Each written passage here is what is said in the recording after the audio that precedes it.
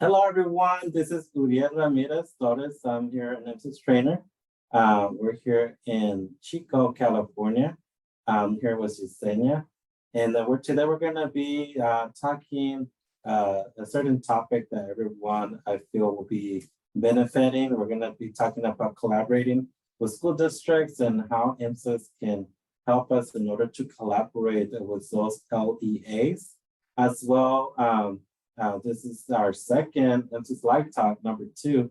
So we're happy that we're able to share today more insight in depth with our prior experiences and how we collaborated with our past roles with other school districts and LDAs and able to bring that more into details. So first I want to hand it to Yesenia to introduce herself. Hi, my name is Yesenia Ocampo and I'm in California. And today we're here in Chico, California, like Uriel mentioned.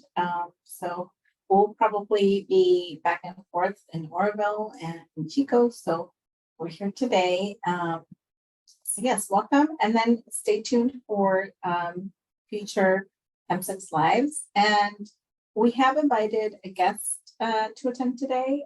She was not able to make it, but she was able to give us some responses. If you're interested in being a guest, go ahead and email us. You can also comment when we upload this video on the videos, and then we'll shoot you an email. Yeah, so we're going to be sharing out what she has conveyed to us and able to read that later on to you once we get to that part. But first of all, we want to read out some questions that we gave to her for her to respond to us.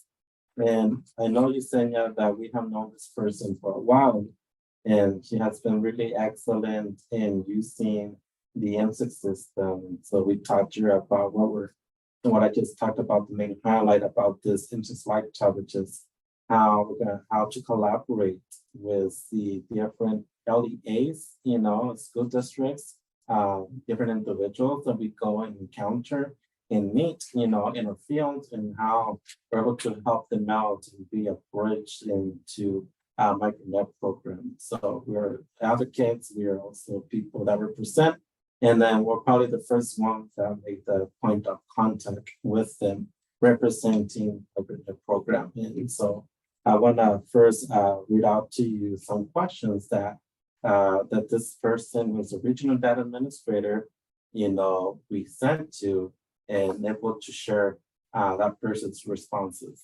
So what is the role that she does in MET? What is it? She responded, I am the person handling the data completeness in her region. Awesome.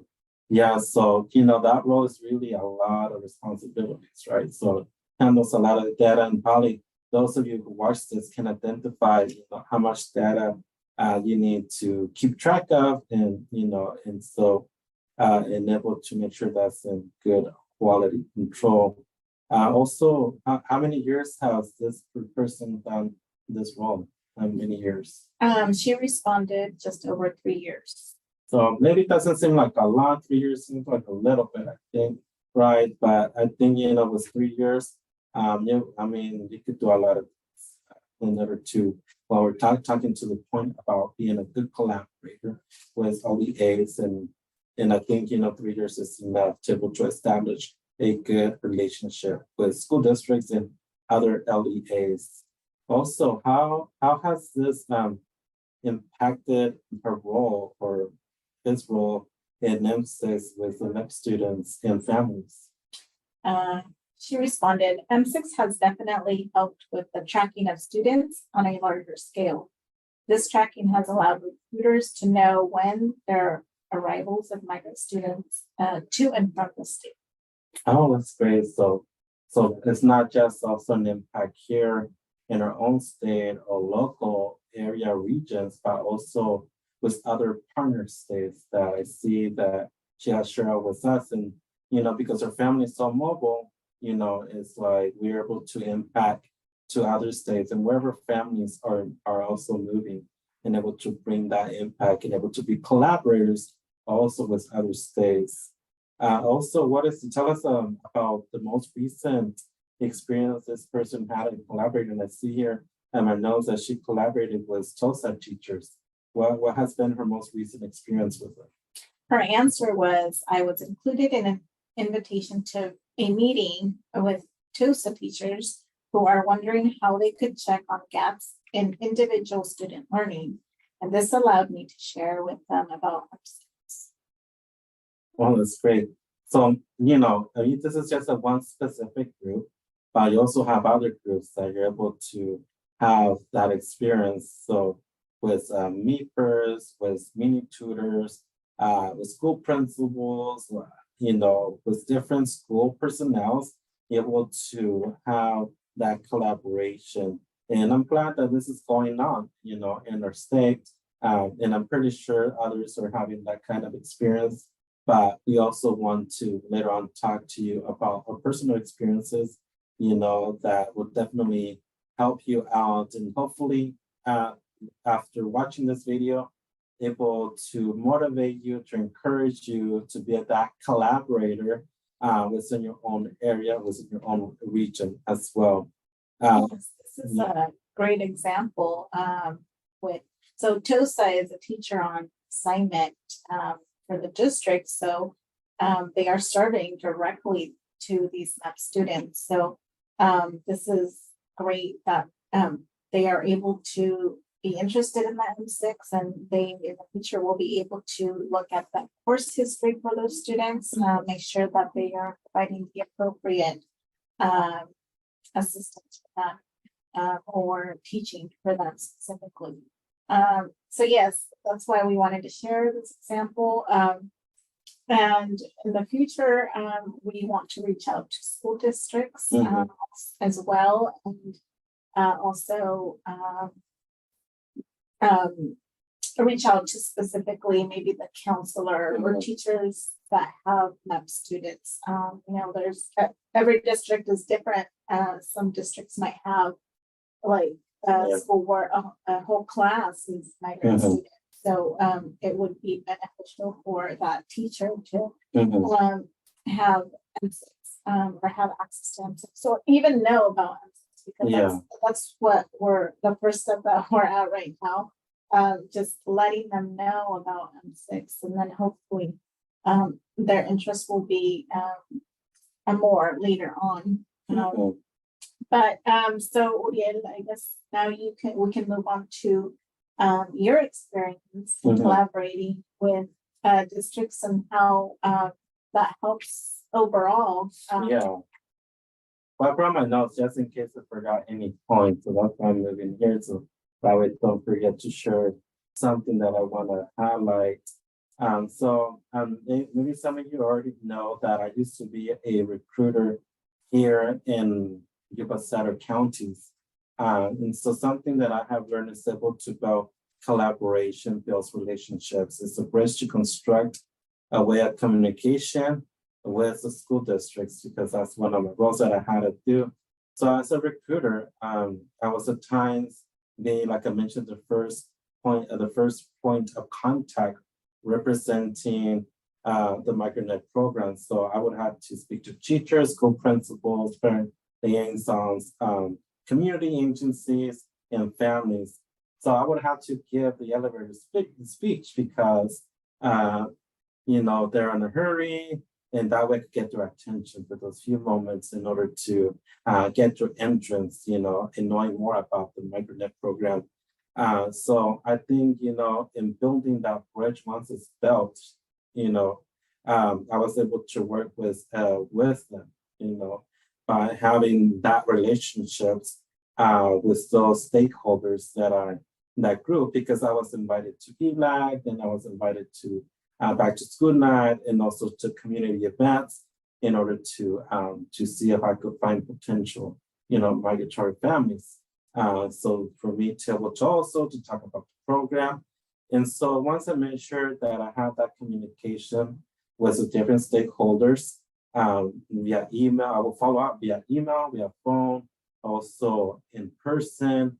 Or maybe I would do unexpected visits because I haven't heard from them for a while. So that way to keep them updated or able to still follow up from the last time that I talked to them about the micronet program or services, because for me, that was a selling point. What the different services that we have, like mini corps, MEPers, summer school, and other services that we offer through the program. And maybe it's different in each region. So as a recruiter, for me, I think it was really important to get those referrals, right?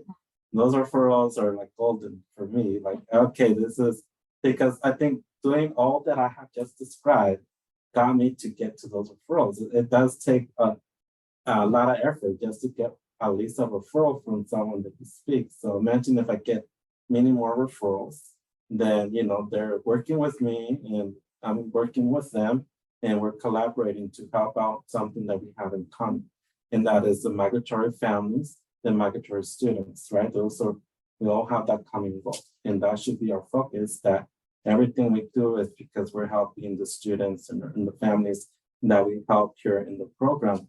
So when I was once I get the referral, of course, I go through the eligibility and also the identification process. So I'm advocating for the families and also for the different stakeholders. So I know when I started recruiting, and then I know that the students were qualifying, and all the eligibility, meeting the eligibility criteria, then I'm able to know that I was helping not just, with the family, but helping all the other programs that are running the map. Like, for example, like the MEPers, you need to have a certain number of MEPers in order to have, MEPers in sight to help them work. The same way with mini corps as well, to see what there was a high need. So in order to have a high need, there had to be also a certain number of migratory students that needed that help. So I felt like I was like helping not just the migrant programs and the services, but also the school districts and school principal. So we all were collaborators in some way, and collaborating with for the families, advocating for the families as well. So I have a couple questions for you. So one is when we're at schools and recruiting families and recruiting students. Did you ever meet a parent at a school site where you had to go have them sign anything and talk to them? Did you ever do that? Yeah, I would meet them at school sometimes, yeah, it's interesting because I would have different situations going on. But when it comes to school, they will come and meet me at school to do the interview, and that would be awesome. That would be my preferred way. And have them come to school, but sometimes they couldn't meet me at school, or I would do a home visit, or sometimes, I would be going to different school sites and I'll meet some unexpected family, and they will I will get the number and later on follow up with them. Actually, I will have families, even until this day, I will get up because they still have my phone number. Different agencies, they will call me because they have families that might qualify. So I think when you have established that relationship and establish, the MicroNet program, and they know what it's about, they'll definitely have your number posted somewhere. So well, also, the fact that the school lets you go in there and meet the family, that means that you had a good rapport and have good collaboration with that school or an overall district. So that's great. And the other one I was going to ask is, so for the MEPS and Mini-Core, and so MEPS stands for Migrant Education Advisor Program. We have a program in California, and also Mini-Core is also advisors for elementary, and that's a statewide program. So how did you collaborate with these advisors that were working at schools? I will work with the school principal, and I will tell them to talk to the supervisor that's in charge of MEPers, in charge of Mini-Corp. And I will definitely talk to them also to whoever's in charge of that programs. And they would invite me, actually, they would invite me to talk to their beepers or to their mini corps. And I would explain to them, how families qualify. Even I have beepers that would send them referrals, like I tell you, for recruiters, the referrals were called in tickets. So they would send me referrals, the same as a mini course. They would tell me about students. So I would also go or make a presentation to them for them to know how a family is able to be eligible to be in the micronet program. That's great. So yes, so a lot of years of experience, you probably have way more other example to talk about, but those were the Yeah, sometimes I might have families that I qualify on the spot without me expecting. Used to. Sometimes I would do a home visit and I already made the appointment to do the home visit. When I'm there, I notice there's like other families living in the household. And so I had to do my elevator pitch again. And so I have the family home during the interview trying to convince the other family too to sign up, because you have to build up trust. That's the important thing. That's with anyone who I would talk to, with the stakeholders and even with families and with the new families. And so, when I have on home visits, I will recruit some other families in the same household, and then they were eligible for the American program. Yeah, so I think the highlight here is collaboration, Yeah. right? Whether it be with the districts, families, teachers, as a whole team, it helps and it strengthens, the program. And so, yeah. Mhm. No problem. So Yeah, I just wanted to add that, just to connect well with be always in connecting with different stakeholders, and then just saying that means you're a good collaborator, and that will make them a good collaborator, and always follow up and have that communication, way. So I know that you also have your firsthand that experience also with collaborating in your previous role. Yes, Can talk more about it.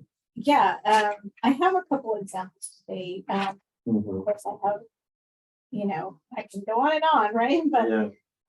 just a couple. One I remember, and I don't know how it is now anymore, but I remember collaborating specifically with a school that had a lot of migrant students, and they needed the SSID numbers to input into their database, and they need that number so that they can identify their migrant students and report it to the state, and also to make sure that the student was tracked, so that they could, provide that lunch, the free lunch and other services, and to make sure they identify them. So I would, in the past would provide, a list of migrant students, Mhm. and, I would help them with the state ID number, which is the MSIX number.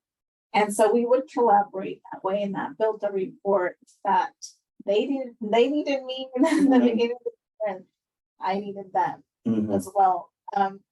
That built report to recruit those students for a summer program or even during the year.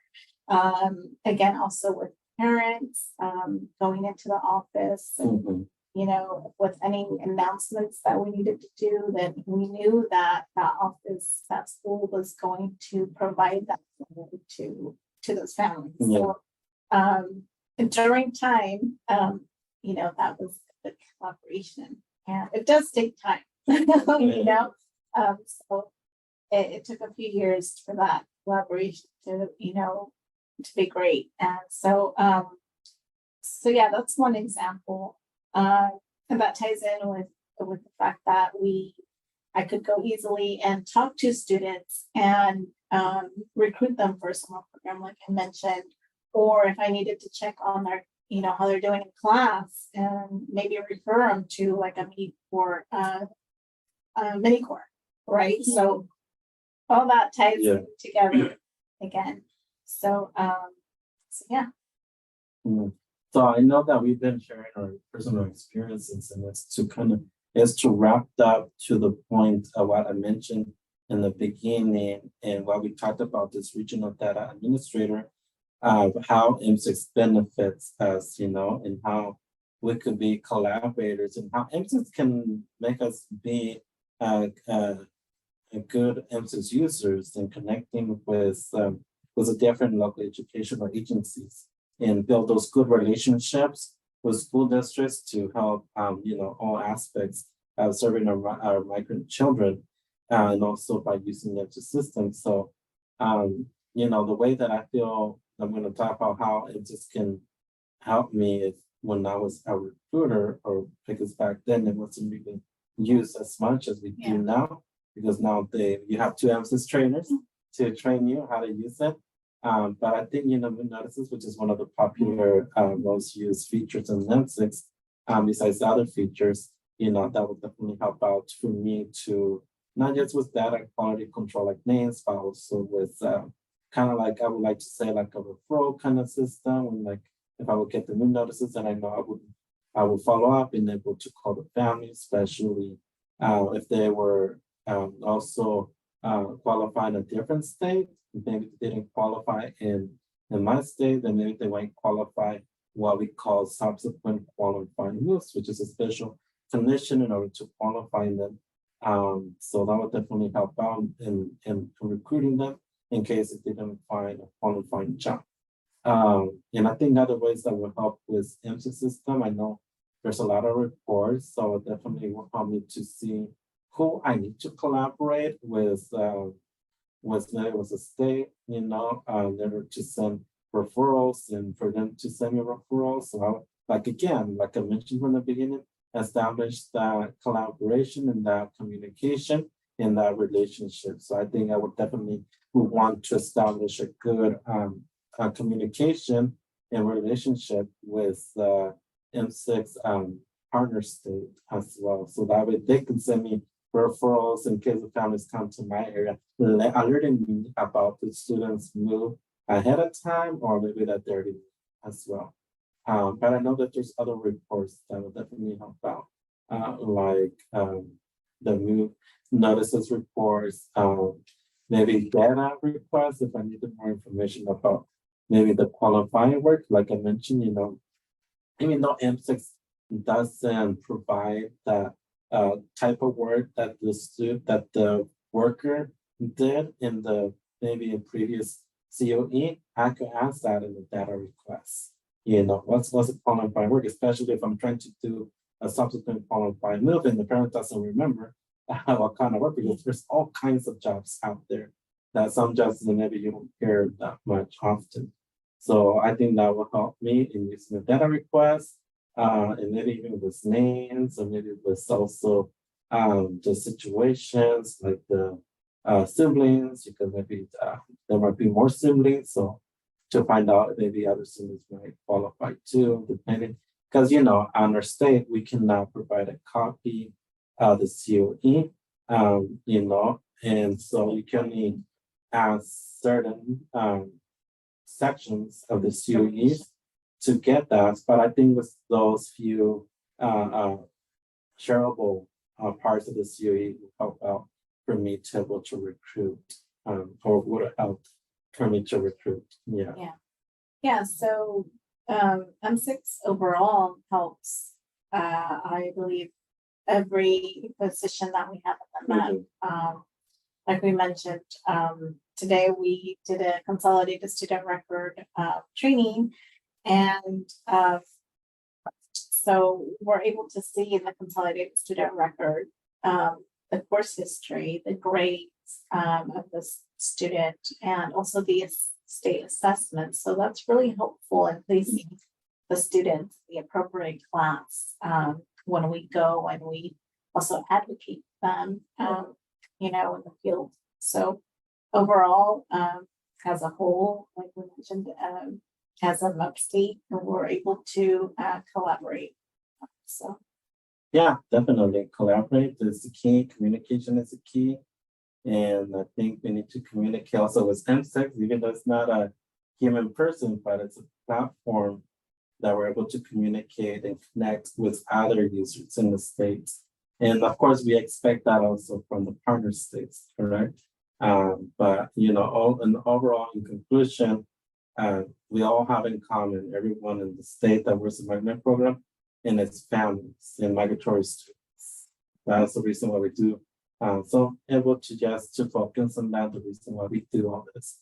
I mean, we might not serve the families directly as MSIX trainers, but we're indirectly helping them out by bringing this to all of you who are MSIX trainers. So that way maybe you don't see the family directly, but maybe you could help your recruiters, your family paraprofessionals who do work directly with families, and also MEPers, and also who else, intervention specialists, those who work with secondary grade school level. And so, so we were empowering you to use MSIX as a tool in order to be that collaborator and, and able to help out the migratory students and their families.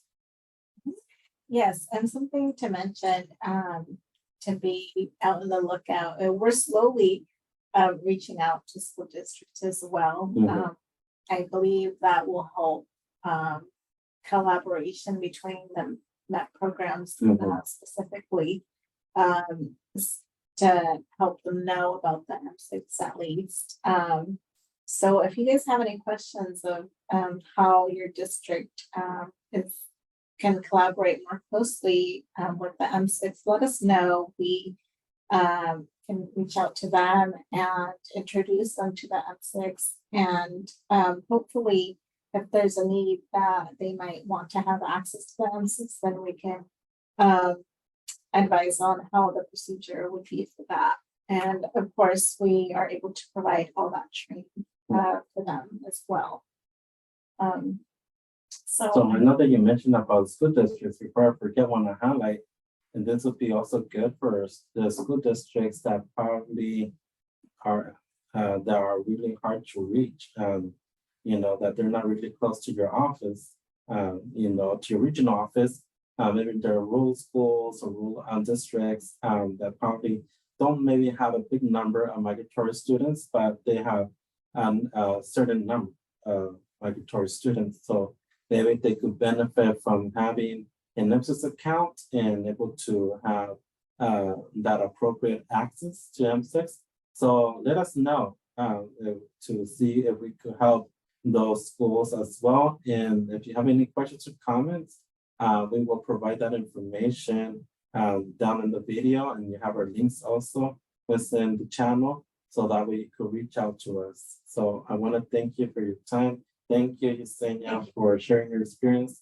And I want to thank also the regional data administrator that helped us with some responses to the questions that we just shared with you today. So I'll see you next time. Yes, I also want to mention that we will be inviting other guests for our next live talk. And like we said, everything is going to be tied into the MSIX and how it all ties together. But if you would like to be a guest in one of our live sessions through Zoom, let us know, and we will ask you questions. Yes. We can also talk about it when you're here in the session. Thank you for tuning in, and we'll see you next time. See you next time. Or see you at a trip. Bye, everyone.